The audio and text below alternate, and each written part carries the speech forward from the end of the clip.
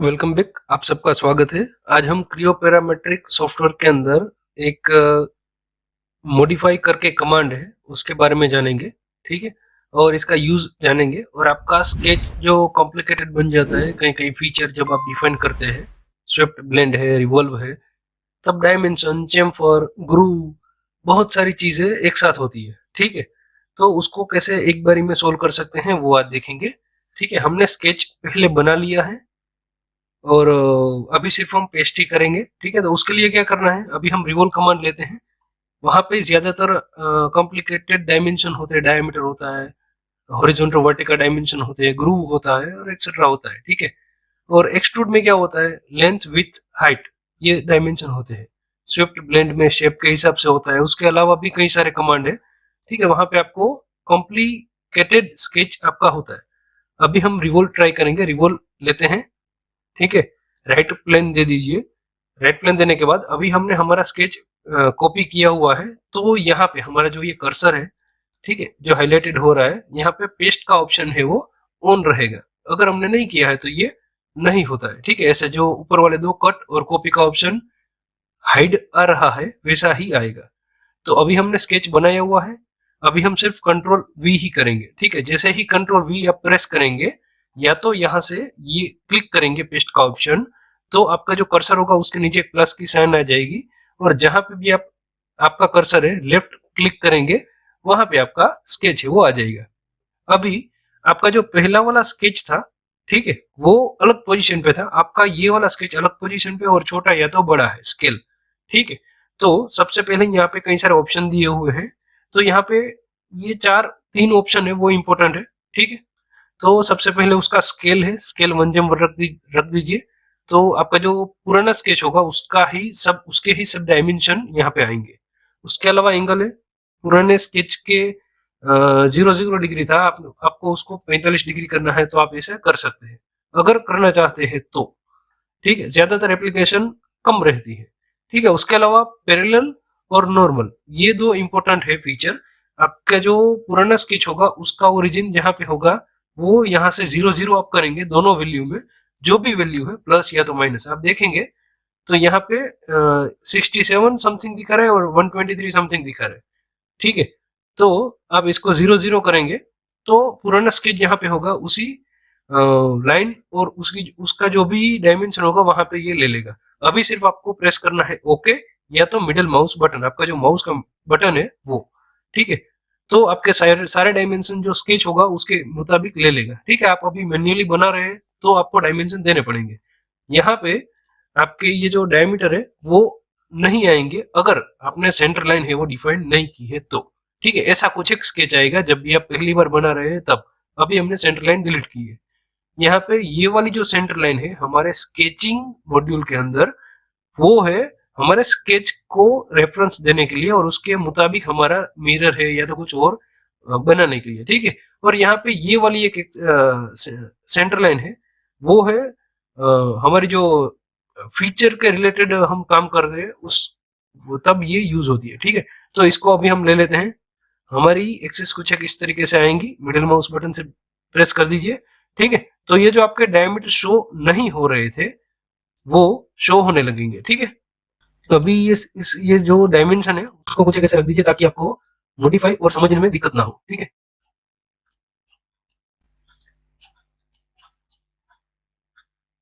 इस तरीके से इसको भी ऐसे ही ले लीजिए। ये है ग्रुप का डायमेंशन, ये है टोटल डायमेंशन, ये हमारे बीच वाला जो पोर्शन है उसका डायमेंशन है, ये है ग्रुप का डायमेंशन। ठीक है, अभी मैं आपको बताता हूँ कैसे करना है। ये है बाहर वाला ओडी। ठीक है, सबसे बड़ा ओडी ये 500 का है। एप्लीकेशन के वाइज आप कर सकते हैं, अभी मैं सिर्फ आपको एग्जांपल के जरिए समझा रहा हूँ। ठीक है, अभी जितने जितने डायमेंशन हमें जरूरी थे वो सब हमने ले लिए हैं। इसके अलावा अगर आप देना चाहते हैं तो ऐसे रेफरेंस डायमेंशन दे सकते हैं। सारा कुछ आप कंट्रोल नहीं कर सकते हैं, इसलिए रेफरेंस डायमेंशन दे दीजिए। आपको पता चलेगा कि ये बीच वाला डायमेंशन कितने का है और ये रेफरेंस है, ताकि ये 600 होना चाहिए। परफेक्ट ये डायमेंशन नहीं रहता है। ठीक है, तो अभी ये वाला 0 0 है, तो इसको एक कोइंसिडेंट कर दीजिए। ये हमारी एक्सिस और ये लाइन का ये पॉइंट। ठीक है, तो ये हो गया। अभी ये एक पॉइंट है हमारा पुराना जो स्केच था उसका, इसको भी कोइंसिडेंट कर दीजिए। ठीक है, इस तरीके से आपका स्केच रहेगा। अभी हम फुल स्क्रीन कर देता है ताकि कुछ एक आपको समझ में आए। ठीक है, ये है हमारा स्केच, और शिफ्ट प्रेस कर दीजिए और मिडिल माउस बटन आप प्रेस करें तो आपका स्केच है वो ऐसे इस तरीके से कुछ एक मूव होगा। ठीक है, तो अभी यहाँ पे कर्सर ऐसे ऊपर ले जाइए और यहाँ पे आ जाएगा आपका ये एडिटिंग के अंदर मॉडिफाई कमांड। ठीक है, इसको क्लिक कर दीजिए। जैसे ही क्लिक करेंगे, ठीक है, आपका कमांड ऑन हो जाएगा। अभी जो जो आपको डायमेंशन सिलेक्ट करने हैं उसको सिलेक्ट, चेंज करने हैं उसको सिलेक्ट कर दीजिए। ठीक है, ये 100 वाला करना है, ये 150 वाला करना है, ये 200 वाला करना है। ठीक है, अभी नीचे के ये 3 डायमेंशन आ गए। अभी वैसे ही उसके ऊपर ही रिस्पेक्ट में होना चाहिए सब, तो ये और ये। ठीक है, ये आ गया। अभी वैसे ही सेम तरीके से सामने की साइड, ये हमारा कमांड है, यहाँ पे ऐड होते जाएंगे जितने भी हम चेंज करेंगे वो। ठीक है, अभी ये करना है, ये करना है, ये तो ये सारे यहाँ पे ऐड हो जाएंगे। ठीक है, अभी उसी तरीके से ये हमारे डायमीटर हो गए। अभी हम हॉरिजॉन्टल डायमेंशन लेंगे। सबसे पहले ये करना है 800 का। उसके बाद ये हमारे दो इंपॉर्टेंट डायमेंशन है बेरिंग वाले। ठीक है, जहां पे बेरिंग प्लेस होगा आप ऐसा मान लीजिए। ठीक है, और ये उसकी जो वॉल है वो। ठीक है, उसके बाद ये और ये और ये। ठीक है, इतने डायमेंशन। उसके बाद ये वाला डायमेंशन एंगल और ये वाला डायमेंशन। ठीक है, अभी हमारे सारे डायमेंशन आ गए हैं। ये 600 का डायमेंशन हमें चेंज नहीं करना है, वो ऑटोमेटिक हमारे दूसरे डायमेंशन चेंज होंगे तब हो जाएगा। ठीक है, अभी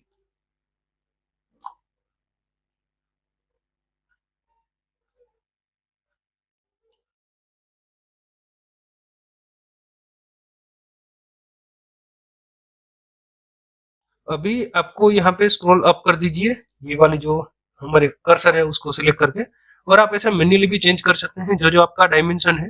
ठीक है, यहाँ पे एक व्हील दिया हुआ है, उसको पकड़ के आप लेफ्ट या तो राइट घुमाएंगे तो डायमेंशन छोटा बड़ा होता रहेगा। ठीक है, तो अभी ये है डायमेंशन 100 का, तो इसको हम कर देते हैं 80।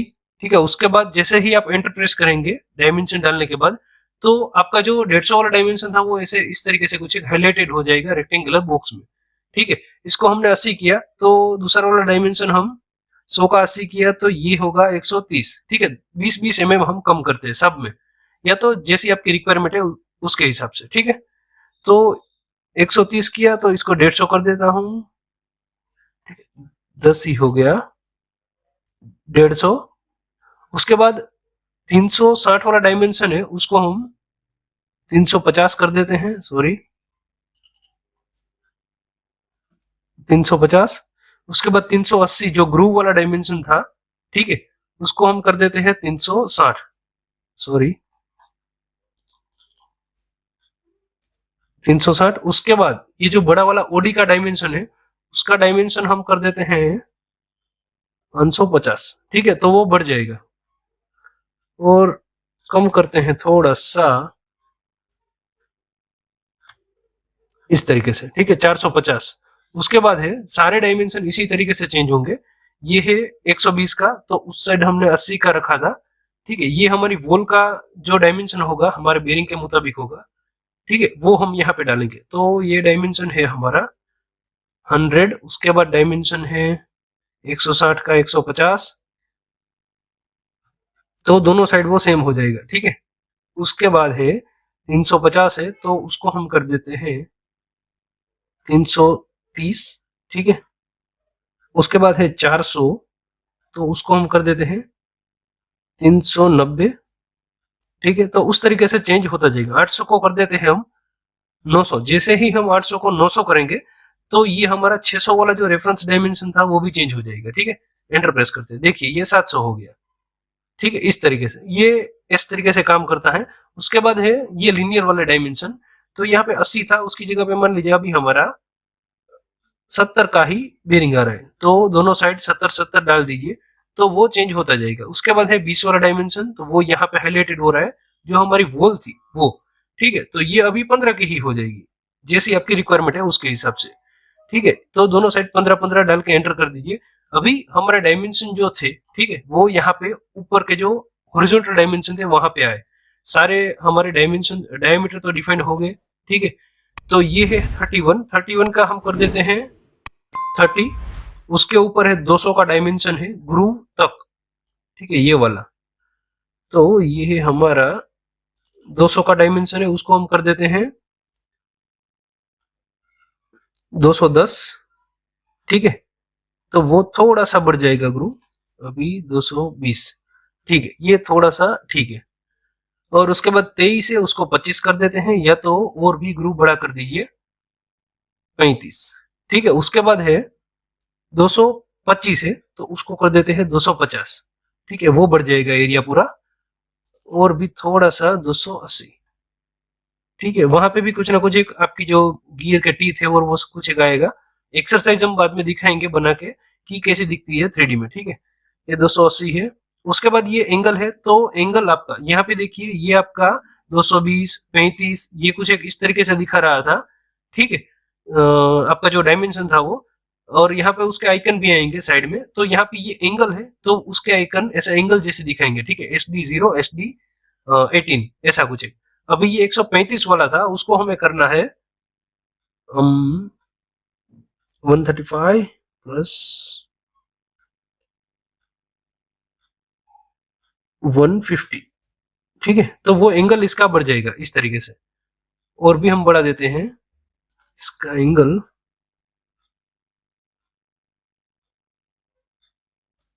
ठीक है, इस तरीके से कुछ। और उसके बाद ये लास्ट वाला डायमेंशन है, इसका भी डाल दीजिए 135, या तो डायमेंशन बढ़ा दीजिए, ठीक है, ऐसा कुछ है। या तो ये थोड़ा सा ज्यादा हो गया। अभी सिर्फ सिंपल यहाँ पे लॉक स्केल कर दीजिए, तो ये स्केल लॉक हो जाएगा आपका सब। सेंसिटिविटी हाई रखिए ताकि डायमेंशन सारे एक्यूरेट आए, और ओके कर दीजिए। तो ये आपके जो स्केच था उसके जो सारे डायमेंशन थे वो चेंज हो जाएंगे, और आपका जो अपडेटेड डायमेंशन था वो आ जाएगा, ठीक है। तो इस तरीके से आप मॉडिफाई कमांड का यूज कर सकते हैं, और हमारा जो 3D है वो कुछ एक इस तरीके से दिखेगा, ठीक है। एक क्रॉस करके दिखा देता हूँ।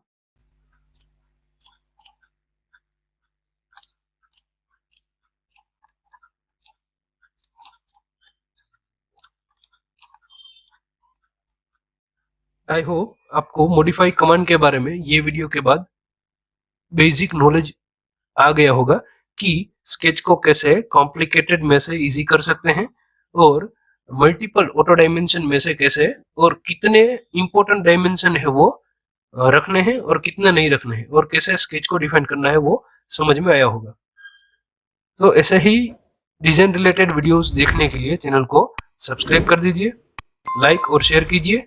और आगे हम क्रियो पैरामेट्रिक के ही वीडियो लाने वाले हैं और सॉलिड वर्क्स के वीडियो लाने वाले हैं, तो आगे बने रहिए। Thank you.